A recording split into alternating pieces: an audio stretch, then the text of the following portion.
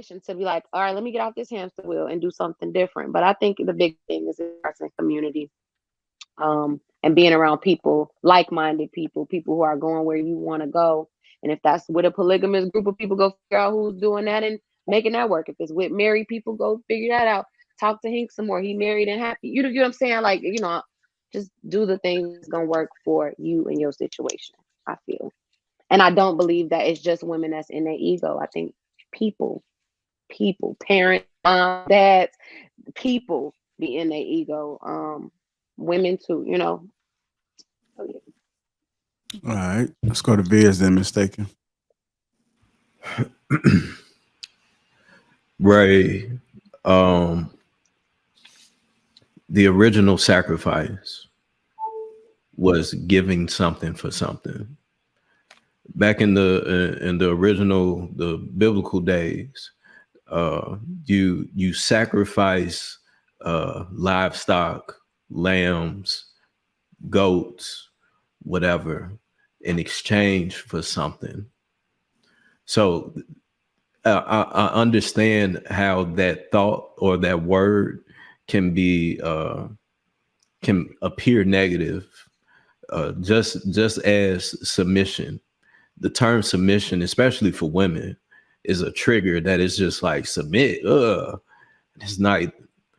Submission is, and I can't remember who said it. I seen it on the video, but submission is literally just giving your best version of what it is that you have to offer. When you submit a paper, when you're in school and you submit a paper, you submit your resume, you're submitting the best of what it is that you have to this person. But we live in a society of where it has stepped away from traditions to where it has demonized something that is a staple in a healthy relationship. I think men weaponize that more than act, because I don't have an issue with submit. I just want to let you know that. I think men weaponize it though. Women don't want to submit. Whoa, you're right. Chill. But I receive what you're saying though.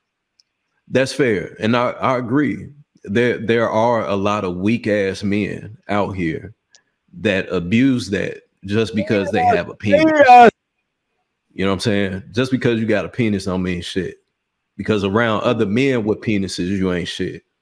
So, but that's on the woman to understand who it is that she's choosing. That's not on men. Because men already pointed them out. That's on the woman. That's on you. So I do agree with that.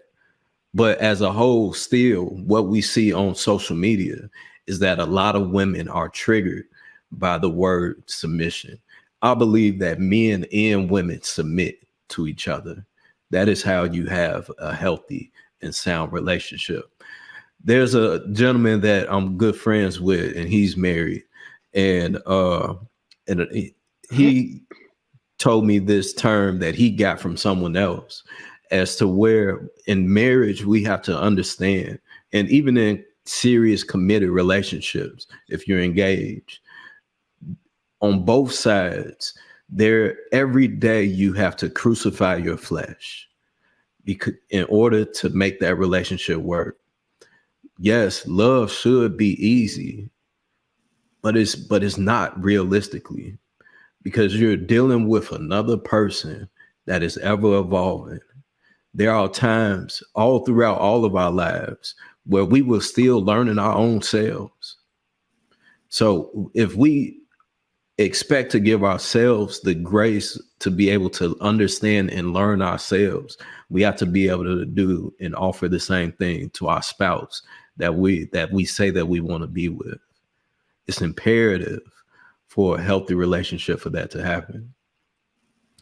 I'll close out with this.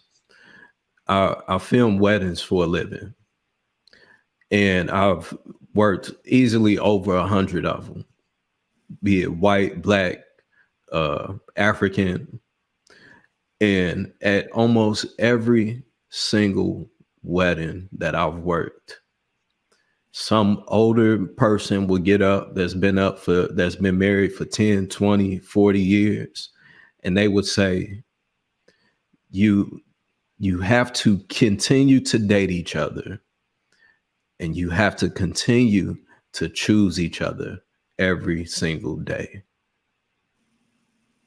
Because it's going to be days that, man, I hate this motherfucker.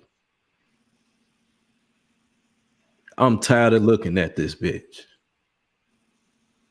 Nigga, your dick little. Whatever the case may be, there's always going to be something at some point where it's like, damn, is this worth it? There was a video I shared on Instagram where it was this older couple. They in their 70s, 80s or something. And you see like candid footage of motherfuckers in the rain and the old man walking up to his wife and he hug him and kiss, and motherfuckers eating ice cream together. And the caption said, I wonder how many times did they forgive each other? That's what we're missing. Is because we got options. So when I'm a firm believer, if we get back to that, if we push that over all of the fear, over all of the bullshit, over all of the noise that is on social media, then the world, the Black community at the minimum, fuck what go on in the world, fuck what white people doing, fuck what whoever else is doing.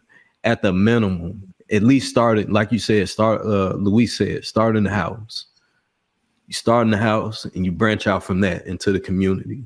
And if we're all preaching this same standard,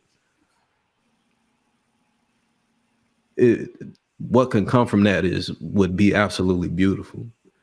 But we got to get back to that, and we have to believe that, because every day you have to choose that person that you're with. It's easy to walk away. And that's why a lot of motherfuckers is single now. That's why Shorty is talking about, oh, you got to meet all my requirements and all this other shit. You gotta choose that person that you're with every single day, because you think it's somebody else that's better out there, but it's damn near not. You don't know for sure. You know, so is that risk really worth taking that chance of being a motherfucker, a cat lady, or some lame ass nigga on the internet arguing with women because they hurt? So Viz, we could get there, Viz. We could get there. The only thing is that are we prepared to throw the whole culture out the window? Are we prepared to throw the whole culture in its toxic roots, in its toxic everything that is baked in its misogyny, chauvinism, its toxic route, its misinformation, its misleading of guidance and leadership? Are we prepared to throw all of that out the window? And if the answer is no, we cannot get there. Not as quickly as we would like. We have to throw the whole culture out the window. Mm-hmm.